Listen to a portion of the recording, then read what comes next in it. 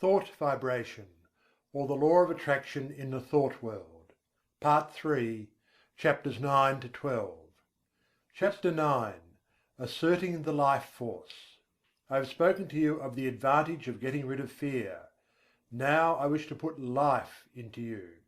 Many of you have been going along as if you were dead: no ambition, no energy, no vitality, no interest, no life. This will never do. You are stagnating. Wake up and display a few signs of life. This is not the place in which you can stalk around like a living corpse. This is a place for wide awake, active, live people.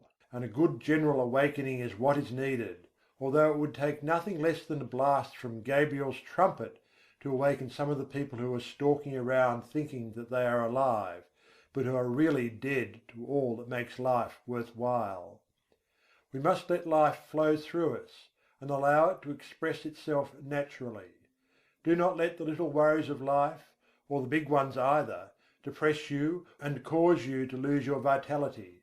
Assert the life force within you, and manifest it in every thought, act and deed, and before long you will be exhilarated and fairly bubbling over with vitality and energy. Put a little life into your work, into your pleasures, into yourself. Stop doing things in a half-headed way, and begin to take an interest in what you are doing, saying and thinking. It is astonishing how much interest we may find in the ordinary things of life if we will only wake up. There are interesting things all around us, interesting events occurring every moment, but we will not be aware of them unless we assert our life force and begin to actually live instead of merely existing. No man or woman ever amounted to anything unless he or she put life into the tasks of everyday life, the acts, the thoughts. What the world needs is live men and women. Just look into the eyes of the people whom you meet, and see how few of them are really alive. The most of them lack that expression of conscious life which distinguishes the man who lives from the one who simply exists. I want you to acquire this sense of conscious life so that you may manifest it in your life and show what mental science has done for you. I want you to get to work today and begin to make yourself over according to the latest pattern.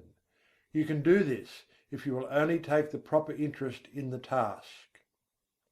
Affirmation and exercise. Fix in your mind the thought that the I within you is very much alive and that you are manifesting life fully, mentally and physically. And keep this thought there, aiding yourself with constant repetitions of the watchword. Don't let the thought escape you, but keep pushing it back into the mind. Keep it before the mental vision as much as possible. Repeat the watchword when you awaken in the morning. Say it when you retire at night. And say it at meal times, and whenever else you can during the day, at least once an hour. Form the mental picture of yourself as filled with life and energy. Live up to it as far as possible. When you start in to perform a task, say, "I am alive," and mix up as much life as possible in the task. If you find yourself feeling depressed, say, "I am alive," and then take a few deep breaths, and with each inhalation let the mind hold the thought that you are breathing in strength and life, and as you exhale, hold the thought that you are breathing out all the old, dead, negative conditions and are glad to get rid of them. Then finish up with an earnest, vigorous affirmation, "I am alive," and mean it when you say it too. And let your thoughts take form in action. Don't rest content with merely saying that you are alive, but prove it with your acts. Take an interest in doing things, and don't go around mooning or daydreaming. Get down to business and live. Chapter 10. Training the Habit Mind. Professor William James, the well-known teacher of and writer upon psychology, very truly says, "The great thing in all education is to make our nervous system our ally instead of our enemy. For this we must make automatic and habitual, as early as possible, as many useful actions as we can, and as carefully guard against growing into ways that are likely to be disadvantageous. In the acquisition of a new habit, or the leaving off of an old one, we must take care to launch ourselves with as strong and decided initiative as possible. Never suffer an exception to occur until the new habit is securely rooted in your life. Seize the very first possible opportunity to act on every resolution you make, and on every emotional prompting you may experience, in the direction of the habits you aspire to gain. This advice is along the lines familiar to all students of mental science, but it states the matter more plainly than the majority of us have done. It impresses upon us the importance of passing on to the subconscious mind the proper impulses, so that they will become automatic and second nature. Our subconscious mentality is a great storehouse for all sorts of suggestions from ourselves and others, and, as it is the habit mind, we must be careful to send it the proper material from which it may make habits.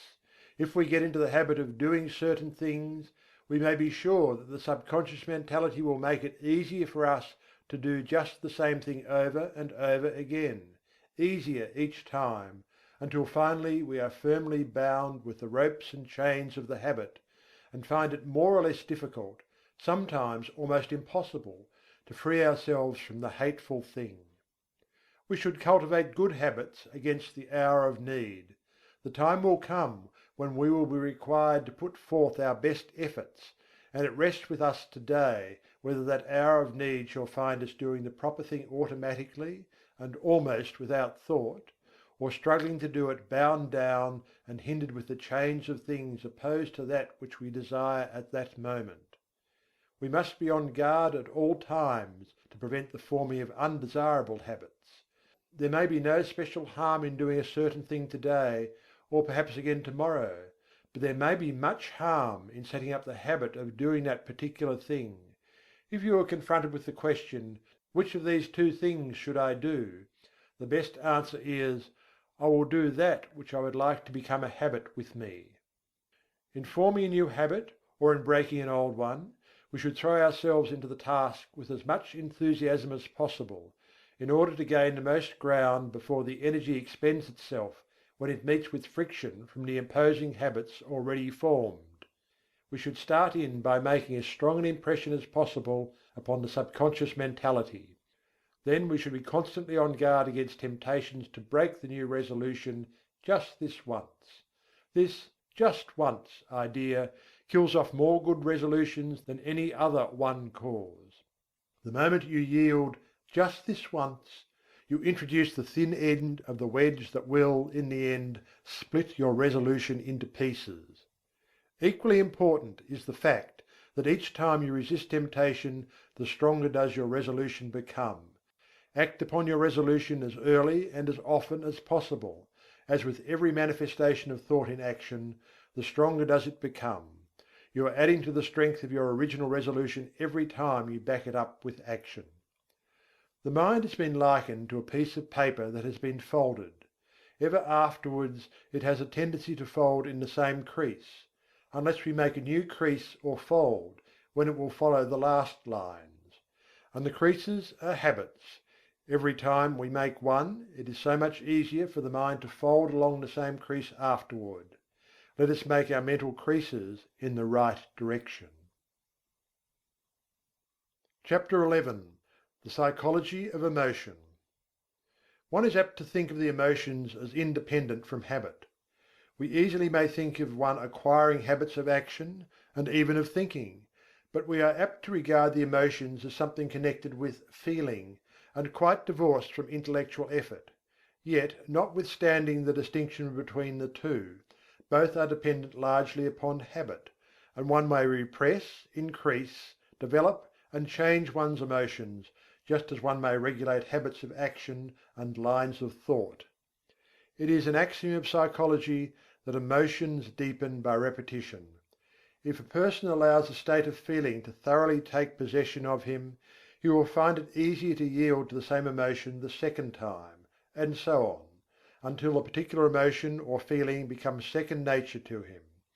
If an undesirable emotion shows itself inclined to take up a permanent abode with you, you had better start to work to get rid of it, or at least to master it. And the best time to do this is at the start, for each repetition renders the habit more firmly entrenched, and the task of dislodging it more difficult. Were you ever jealous? If so, you will remember how insidious was its first approach, how subtly it whispered hateful suggestions into your willing ear, and how gradually it followed up such suggestions until finally you began to see green. Jealousy has an effect upon the bile, and causes it to poison the blood. That is why the idea of green is always associated with it. Then you will remember how the thing seemed to grow, taking possession of you until you scarcely could shake it off. You found it much easier to become jealous the next time. It seemed to bring before you all sorts of objects apparently justifying your suspicions and feeling. Everything began to look green. The green-eyed monster waxed fat. And so it is with every feeling or emotion. If you give way to a fit of rage, you will find it easier to become angry the next time on less provocation. The habit of feeling and acting mean does not take long to firmly settle itself in its new home if encouraged. Worry is a great habit for growing and waxing fat. People start by worrying about big things, and then begin to worry and fret about some smaller thing, and then the merest trifle worries and distresses them. They imagine that all sorts of evil things are about to befall them. If they start on the journey, they are certain there is going to be a wreck. If a telegram comes, it is sure to contain some dreadful tidings. If a child seems a little quiet, the worrying mother is positive it is going to fall ill and die. If the husband seems thoughtful as he revolves some business plan in his mind, then the good wife is convinced that he is beginning to cease to love her, and indulges in a crying spell. And so it goes, worry, worry, worry, each indulgence making the habit more at home. After a while the continued thought shows itself in action.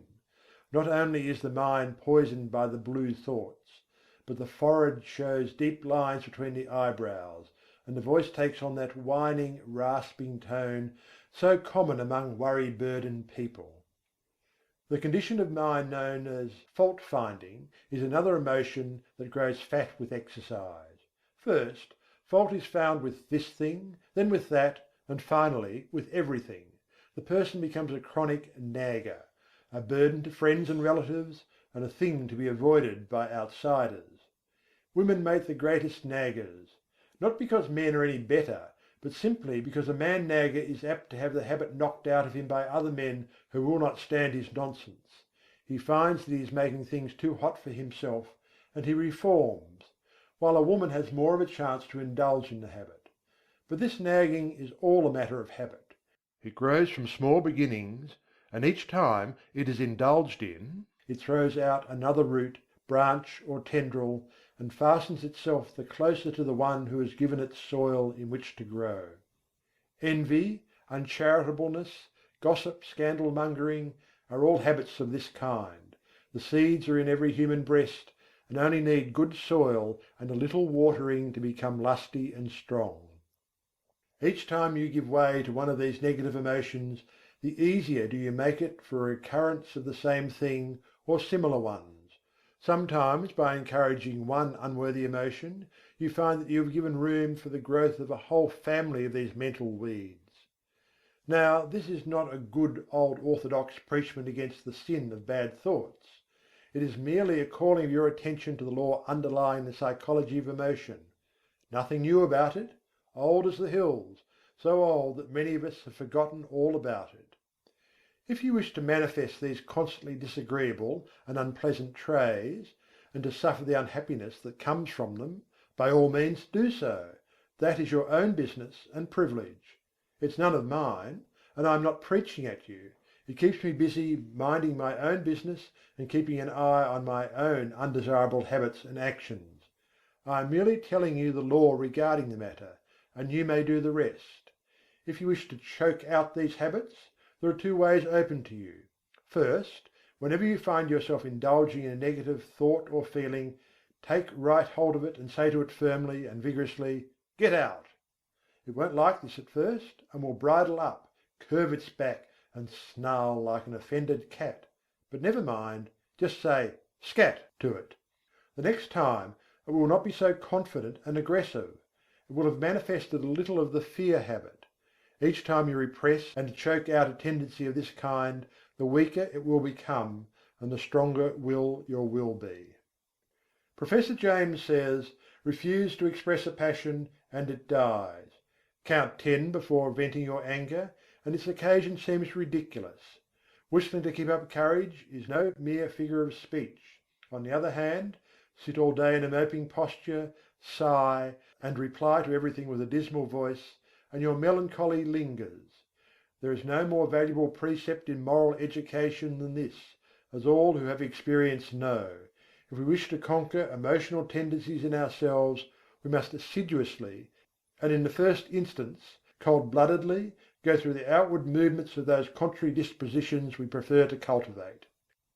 Smooth the brow, brighten the eye, contract the dorsal rather than the ventral aspect of the frame, and speak in a major key, pass the genial compliment, and your heart must be frigid indeed if it does not gradually thaw. Chapter XII. Developing New Brain Cells. I have spoken of the plan of getting rid of undesirable states of feeling by driving them out. But a far better way is to cultivate the feeling or emotion directly opposed to the one you wish to eradicate. We are very apt to regard ourselves as the creatures of our emotions and feelings, and to fancy that these feelings and emotions are we. But such is far from being the truth. It is true that the majority of the race are slaves of their emotions and feelings and are governed by them to a great degree. They think that feelings are things that rule one and from which one cannot free himself, and so they cease to rebel.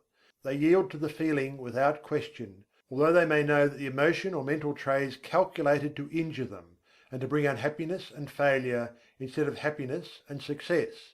They say, "We are made that way," and let it go at that. The new psychology is teaching the people better things. It tells them that they are masters of their emotions and feelings, instead of being their slaves. It tells them that brain cells may be developed that will manifest along desirable lines, and that the old brain cells that have been manifesting so unpleasantly may be placed on the retired list, and allowed to atrophy from want of use. People may make themselves over, and change their entire natures. This is not mere idle theory, but is a working fact which has been demonstrated by thousands of people, and which is coming more and more before the attention of the race. No matter what theory of mind we entertain, we must admit that the brain is the organ and instrument of the mind, in our present state of existence at least, and that the brain must be considered in this matter. The brain is like a wonderful musical instrument having millions of keys, upon which we may play innumerable combinations of sounds. We come into the world with certain tendencies, temperaments, and predispositions. We may account for these tendencies by heredity, or we may account for them upon theories of pre-existence, but the facts remain the same. Certain keys seem to respond to our touch more easily than others. Certain notes seem to sound forth as the current of circumstances sweeps over the strings, and certain other notes are less easily vibrated. But we find, if we but make the effort of the will to restrain the utterance of some of these easily sounded strings, they will grow more difficult to sound, and less liable to be stirred by the passing breeze. And if we will pay attention to some of the other strings that have not been giving forth a clear tone, we will soon get them in good working order. Their notes will chime forth clear and vibrant, and will drown the less pleasant sounds. We have millions of unused brain cells awaiting our cultivation. We are using but a few of them, and some of these we are working to death. We are able to give some of these cells a rest by using other cells. The brain may be trained and cultivated in a manner incredible to one who has not looked into the subject. Mental attitudes may be acquired and cultivated, changed and discarded at will. There is no longer any excuse for people manifesting unpleasant and harmful mental states. We have the remedy in our own hands. We acquire habits of thought, feeling, and action by repeated use. We may be born with a tendency in a certain direction, or we may acquire tendencies by suggestions from others, such as the examples of those around us, suggestions from reading, listening to teachers. We are a bundle of mental habits. Each time we indulge in an undesirable thought or habit, the easier does it become for us to repeat that thought or action. Mental scientists are in the habit of speaking of desirable thoughts or mental attitudes as positive, and of the undesirable ones as negative. There is a good reason for this. The mind instinctively recognizes certain things as good for the individual to which it belongs, and it clears the path for such thoughts, and interposes the least resistance to them. They have a much greater effect than an undesirable thought possesses, and one positive thought will counteract a number of negative thoughts. The best way to overcome undesirable or negative thoughts and feelings is to cultivate the positive ones. The positive thought is the strongest plant, and will in time starve out the negative one by withdrawing from it the nourishment necessary for its existence. Of course, the negative thought will set up a vigorous resistance at first, for it is a fight for life with it. In the slang words of the time, it sees its finish, if the positive thought is allowed to grow and develop.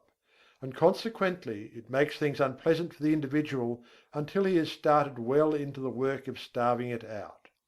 Brain cells do not like to be laid on the shelf any more than does any other form of living energy, and they rebel and struggle until they are too weak to do so. The best way is to pay as little attention as possible to these weeds of the mind, but put in as much time as possible watering, caring for, and attending to the new and beautiful plants in the garden of the mind. For instance, if you are apt to hate people, you can best overcome the negative thought by cultivating love in its place. Think love, and act it out as often as possible. Cultivate thoughts of kindness, and act as kindly as you can to everyone with whom you come in contact. You will have trouble at the start, but gradually love will master hate, and the latter will begin to droop and wither. If you have a tendency towards the blues, cultivate a smile and a cheerful view of things. Insist upon your mouth wearing upturned corners, and make an effort of the will to look upon the bright side of things. The blue devils will set up a fight, of course, but pay no attention to them. Just go on cultivating optimism and cheerfulness. Let bright, cheerful and happy be your watchword, and try to live it out. These recipes may seem very old and time-worn, but they are psychological truths and may be used by you to advantage. If you once comprehend the nature of the thing, the affirmations and autosuggestions of the several schools may be understood and taken advantage of. You may make yourself energetic instead of slothful, active instead of lazy, by this method. It is all a matter of practice and steady work. New thought people often have much to say about holding the thought, and indeed it is necessary to hold the thought in order to accomplish results. But something more is needed. You must act out the thought until it becomes a fixed habit with you. Thoughts take form in action, and in turn actions influence thought. So by acting out certain lines of thought, the actions react upon the mind, and increase the development of the part of the mind having close relation to the act. Each time the mind entertains a thought, the easier becomes the resulting action, and each time an act is performed, the easier becomes the corresponding thought. So you see the thing works both ways, action and reaction. If you feel cheerful and happy, it is very natural for you to laugh, and if you will laugh a little, you will begin to feel bright and cheerful. Do you see what I am trying to get at? Here it is in a nutshell. If you wish to cultivate a certain habit of action, begin by cultivating the mental attitude corresponding to it. And as a means of cultivating that mental attitude, start to act out, or go through the motions of the act corresponding to the thought. Now see if you can not apply this rule. Take up something that you really feel should be done, but which you do not feel like doing. Cultivate the thought leading up to it.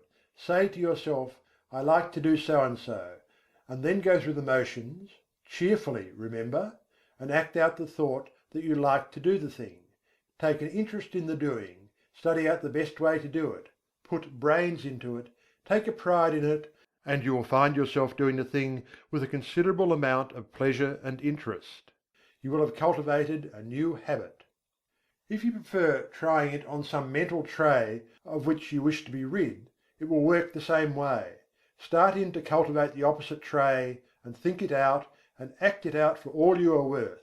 Then watch the change that will come over you. Don't be discouraged at the resistance you will encounter at first, but sing gaily, "I can and I will," and get to work in earnest. The important thing in this work is to keep cheerful and interested. If you manage to do this, the rest will be easy.